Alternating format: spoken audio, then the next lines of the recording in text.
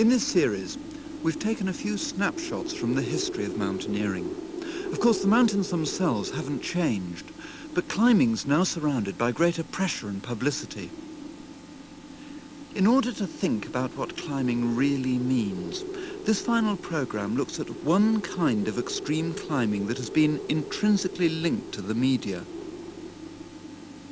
Now, as you struggle up the last few agonising metres of Everest, your every move can be watched on TV.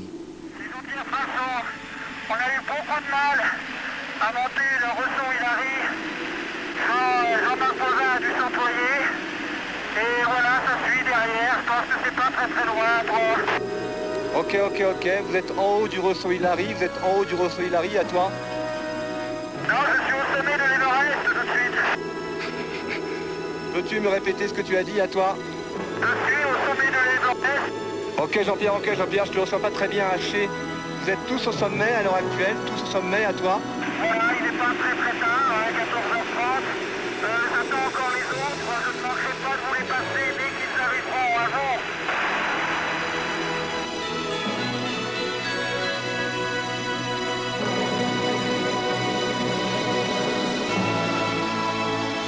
Climbing has always been about discovering new things.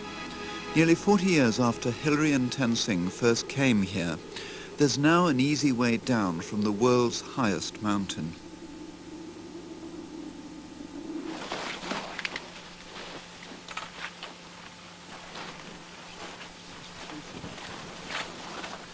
In the last 10 years, mountaineering and the media have become linked here in the French Alps.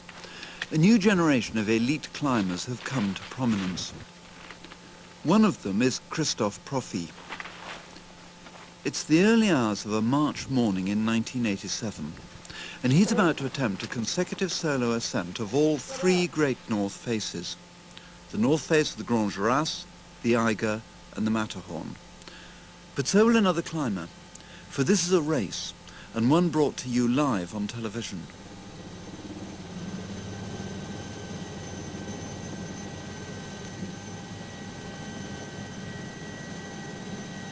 J'ai acquis un rythme de croisière durant toutes les difficultés, notamment le deuxième ressaut et le troisième ressaut. Tu as mis combien d'heures au total? Je crois qu'au total, j'ai dû mettre 5 heures. Ça va, tu n'es pas trop fatigué? Pour l'instant, il n'y a aucune fatigue, non. Rien du tout. On pense pas à quelque chose de très fort, il n'y a pas une obsession qui revient tout le temps? Non, j'ai eu un moment très fort, c'est en arrivant ici au sommet des Jorasses. C'est tellement émouvant qu'on finit un peu par craquer parce qu'on a... C'est énorme, mais ensuite, on verra comment ça va se passer. That's the Grand Jurasse successfully completed. One down, two to go. Il met le sac sur le dos et c'est reparti. Ça y est, ça pente. Ok, donc on va faire le papier de sec comme ça. D'accord. 4, 3, 2, 1. Nous venons d'établir le contact par talkie-walkie avec Christophe Profit. Il se trouve à mi-hauteur dans la paroi de l'Eiger. 1800 mètres de glace et de roc absolument verticaux. Une face extrêmement dangereuse où des dizaines d'alpinistes ont déjà trouvé la mort. This is the rival climber, Eric Escoffier, and there's bad news for him. Christophe est au-dessus, c'est un peu une compétition entre vous deux. Il a fait les grandes Jorasses. Il va arriver au sommet d'ici 3-4 heures ou 2 heures. Après, il part au Cervin. Qu'est-ce que tu penses un peu de cette compétition? C'est pas la compétition au sens péjoratif. C'est...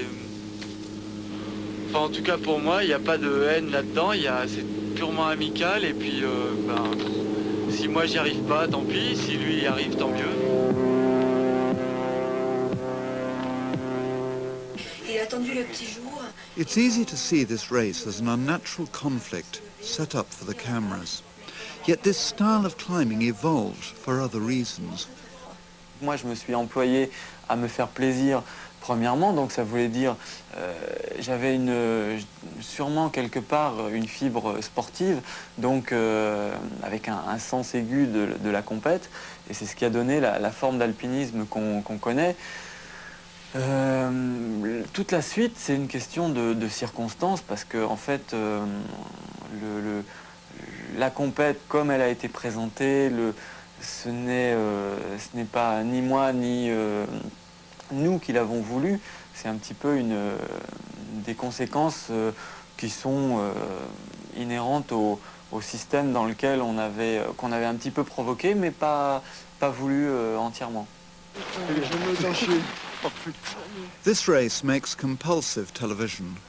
Profi remains in front and has reached the top of the Eiger. All that remains between him and victory is the Matterhorn. For Profit, it's not a competition. C'est vraiment une compétition par rapport à moi-même. C'est-à-dire que j'y vais pour prouver absolument rien du tout. Si demain matin je ne me sens pas, je n'irai pas. Si le vent n'est pas bon au sommet des Joras, je ne sauterai pas. Mais je le répète encore, je n'estime pas avoir de concurrents. Et c'est pas une compétition que je fais.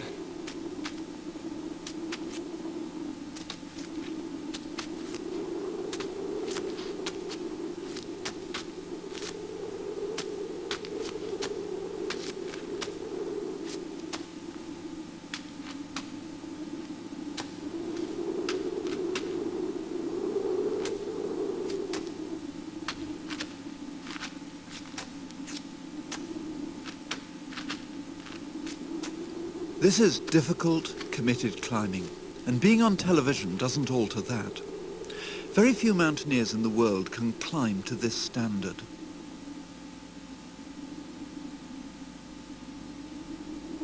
Now, after 41 hours, Profi is at the top of the Matterhorn and we have a winner. But the challenger, Escoffier, is in trouble. À la dernière question radio, Escoffier nous a dit qu'il était environ à l'altitude de la cabane Solvay, à 3900 mètres, donc encore très loin du sommet. Il ferait pratiquement moins 25 degrés. Dans la face, il doit faire encore plus froid. Il n'a pas d'équipement de bivouac, il est parti avec une seule paire de gants, pas de réchaud, pas de duvet, pas de tente. Donc l'hélico vient maintenant pour qu'on aille voir ce qu'on peut faire pour lui. Voilà. Eric Escoffier is plucked to safety from a situation in which an earlier generation of mountaineers might have perished. It's left him literally speechless.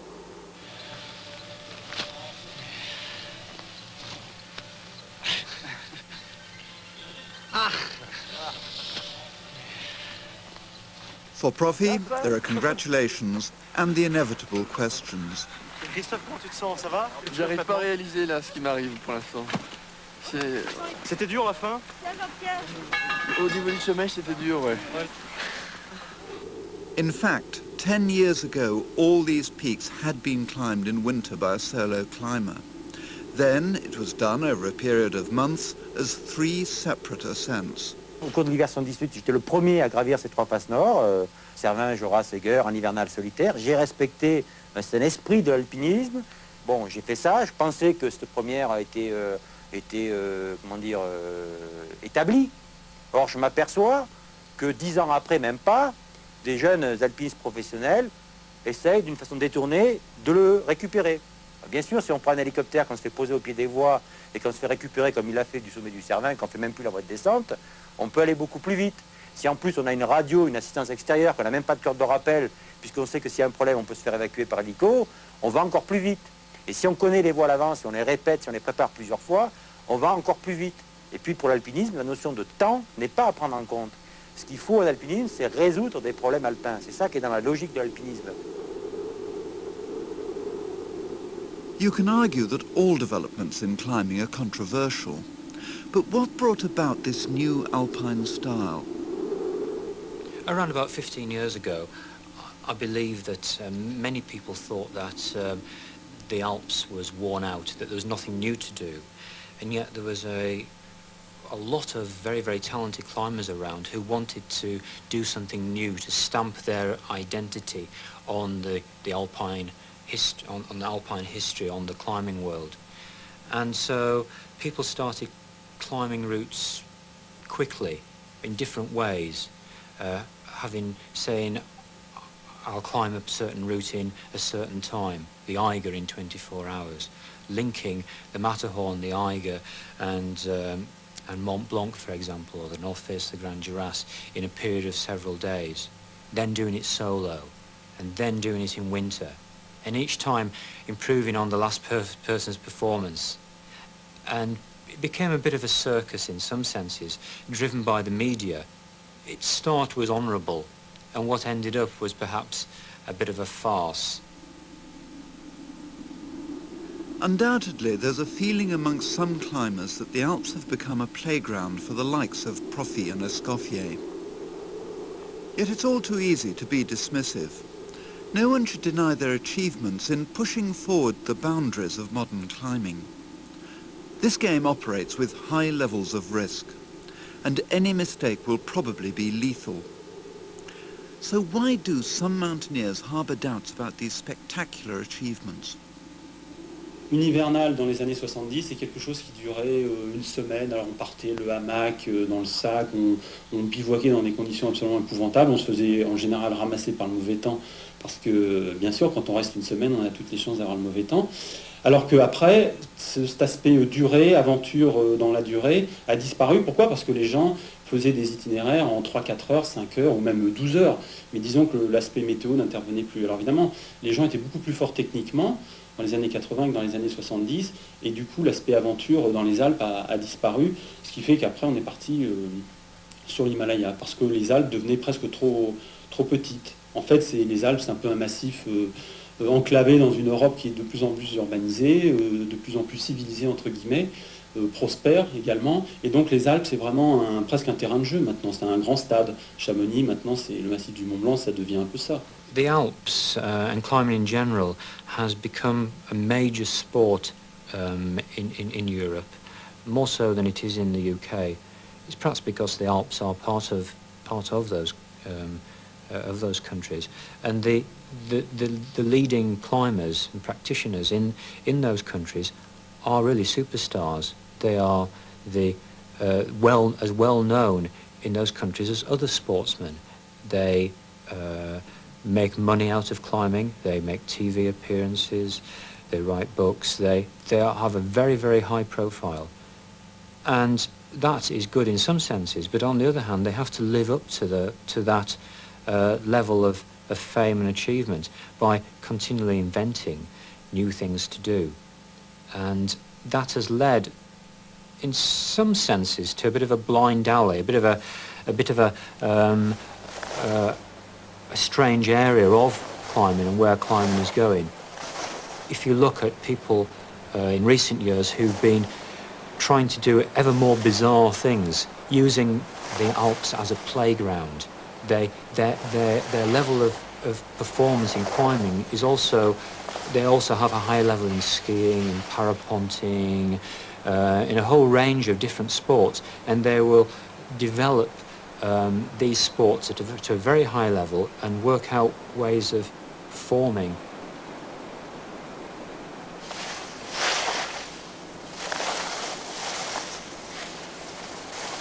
C'est du cirque. Pour moi, c'est presque un exercice de cirque. Je trouve que ça dévalorise l'alpinisme. Je pense qu'en montagne, il faut garder quand même une certaine approche contemplative de la montagne, c'est-à-dire une marche d'approche, c'est important pour une hivernale, c'est même indispensable. Les bivouacs, je trouve que ça donne une dimension à l'alpinisme, que l'alpinisme sportif actuel, où à tout prix on lutte contre le temps, contre le chronomètre, on essaie d'aller de plus en plus vite, c'est pas un critère à prendre en compte pour l'alpinisme. Moi je préfère une approche plus poétique de la montagne. Ça n'empêche pas aussi de faire des grandes réussites sportives.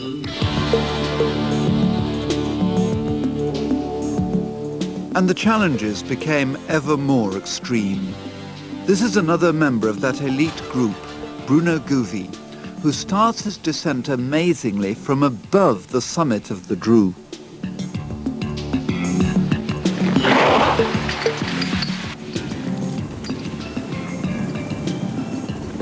Significantly, Gouvi saw himself as a performer rather than a mountaineer.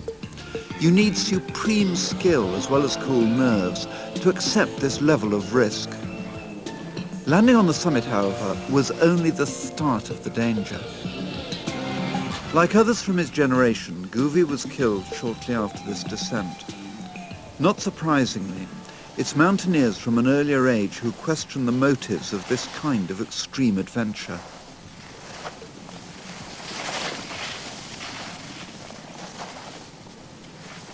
Moi, j'ai vu beaucoup de jeunes se lancer des aventures extraordinaires et formidables, mais sans les médias, est-ce qu'ils vont se rembarquer dans ces mêmes aventures, ce n'est pas évident.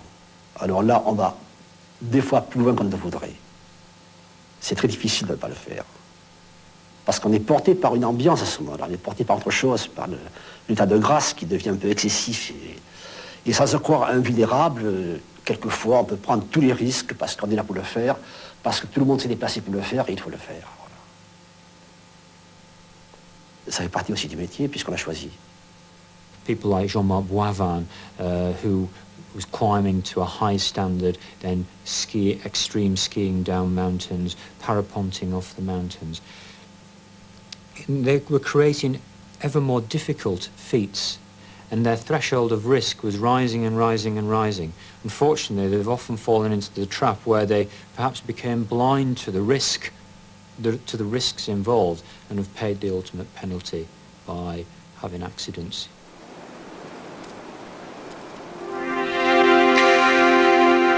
Jean-Marc Boivin, more than any other, symbolized this flamboyant style. He had the appeal of a film star, but it was his skiing and climbing that made him a legend.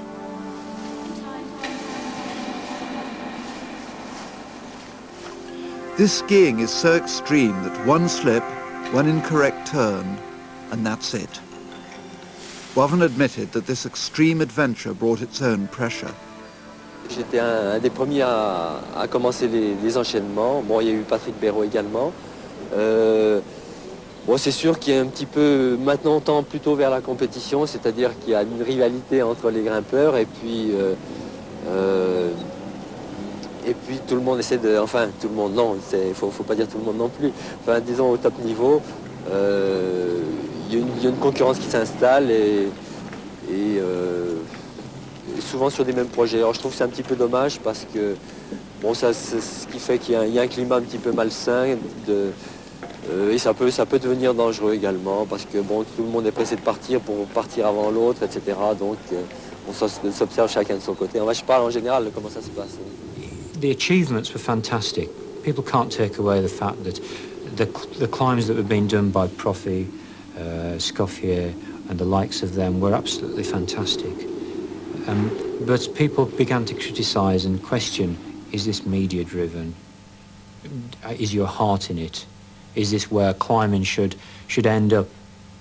And not only that, it was aided by the media, it was aided by helicopters. It cost a lot of money as well to do this, to be whipped from one place to another. And was this where climbing really, where it was? Or was it just something on the periphery? Ce qu'on vit là-haut, ça nous appartient à nous uniquement, ça n'appartient ni aux sponsors, ni aux médias, ni à personne. Et souvent on dit, oui mais les gens là-haut, par exemple, bon, les barrages quand ils sont morts au sommet du K2, à la descente, on a dit oui, bon, il y avait une pression qui faisait que les sponsors les ont poussés vers le sommet, tout ça, c'est faux. Quand on est là-haut, le sponsor, ça n'existe pas, c'est quelque chose de complètement irréel. Il n'y a plus que la logique du sommet de soi-même, de la distance qui nous en sépare. On entre dans une logique qui peut être mortelle d'ailleurs, mais la logique commerciale, elle n'intervient plus. On est dans un autre monde. Là, c'est l'instinct de survie. Donc le compte en banque, le truc, tout ça, ça n'a aucune... les impôts, tout ça, ça veut rien dire. C'est quelque chose qui n'existe pas.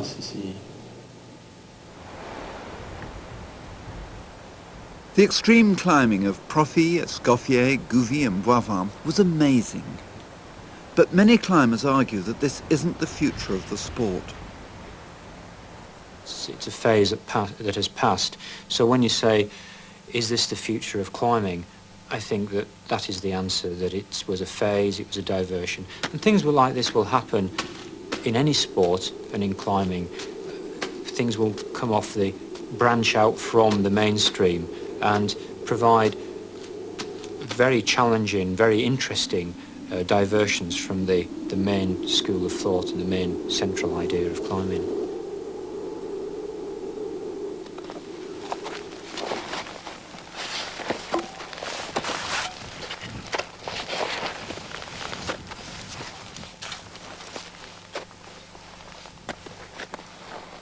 In Britain, of course, we don't have any mountains on an alpine scale, which might explain why we've not taken part in those continental competitions. I believe mountaineering's big enough to embrace these different traditions, and making this series has made me think once again about why we climb. In these programmes, we've looked back over 100 years of adventure, from Mummery's Victorian exploits in the Alps to those Himalayan triumphs of the Italian superstar Reinhold Messner. But at the end, I'm still left trying to answer the same old questions. What motivates us to climb?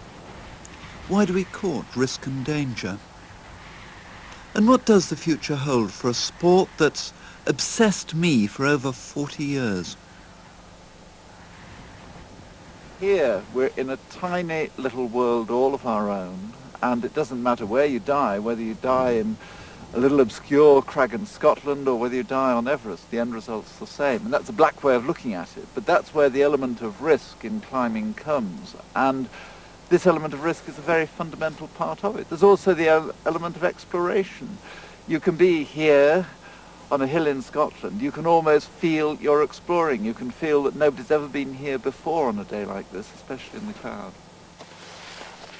I think there's always been a struggle in climbing, and I suppose it's a struggle in each one of us between our excitement at risk and also the unknown, and also our desire to hedge our bets and make it as safe as possible, and also to make success as certain as possible. And these two things go in a kind of balance, and I think they've done it right from the word go. And if you analyse it, the arguments that you've had over ethics is an argument between this struggle of actually adventure and risk and of actual certainty and success.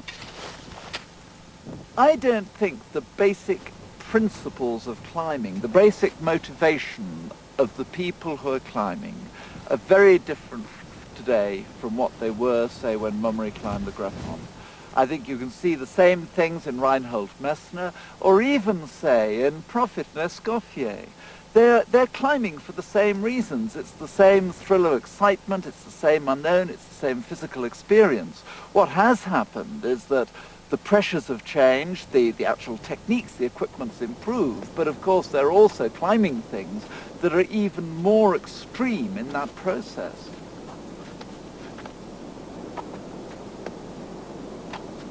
Reinhold Messner, I'm awed by his drive, his single-mindedness, his superb fitness, and the power of self-analysis and logical analysis. He plans out each step of his career so carefully, he plans out each climb so carefully. So however extraordinary it seems to be, it is actually, when you analyse it, totally within the realms of possibility.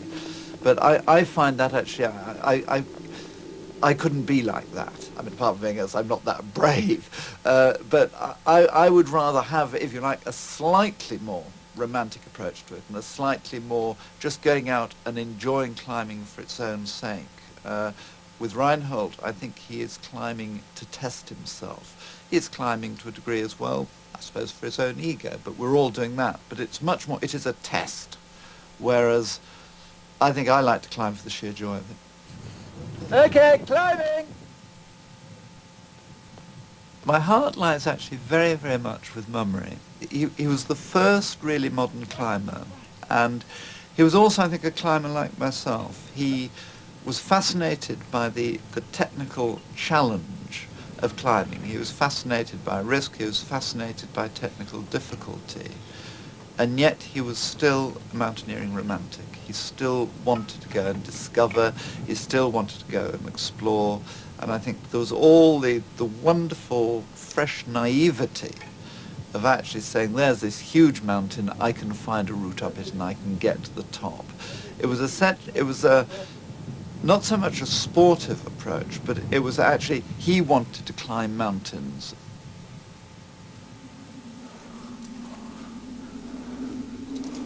I'm optimistic. I think climbing is alive and healthy, but we have reached a situation in mountaineering where at last there seems to be a finite limitation to the amount of new things that can be done. And I think what's important in any human activity man seems to need a new, fresh challenge, and he or she also seems to need to actually do something that's that much better than the previous generation. It is getting more difficult for the climbers at the top to actually do something that is completely unique. And I think it's because of that you're seeing areas of development in this top level of climbing which are becoming, are almost mannered in what they're doing. They're becoming artificial. You're having to you're going over that kind of very, very narrow breadth between adventure, traditional adventure as we know it, and a stunt. Now, there's nothing wrong with having a stunt, but it's not the same as, it's not within that kind of great sweep of evolutionary development that we can actually trace in climbing quite clearly in a whole series of waves from when it started with, say, Packard and Balmart struggling at the top of Mont Blanc, through the development of climbing as a sport by the Victorian climbers, on into the explosion of climbing in the 1930s with Cassi and the Italians, with the Germans. All of this was, each step was a natural development, and now you're getting these things which are almost going away from climbing, in the sense that it's either a speed trial, you're trying to climb Everest as fast as you possibly can, or you're trying to do a series of linked ascents and you're climbing 3 routes and you're linking them with parapente and so on. And this area, I think, is going away from the traditional sweep of climbing. But I think this is only just one part of climbing. The great majority of climbers and mountaineers, I think, are still looking for a kind of an exploratory adventure.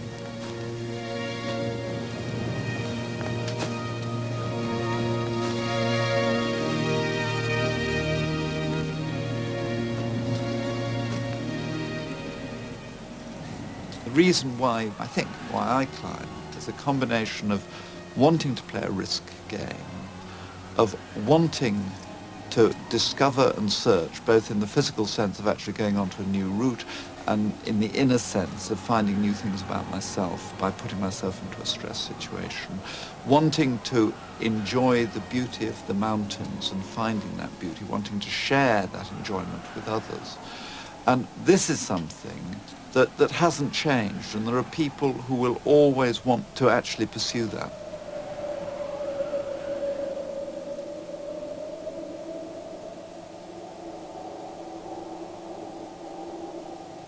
Chris Bonnington's history of mountaineering is also to be found in a BBC book of the series.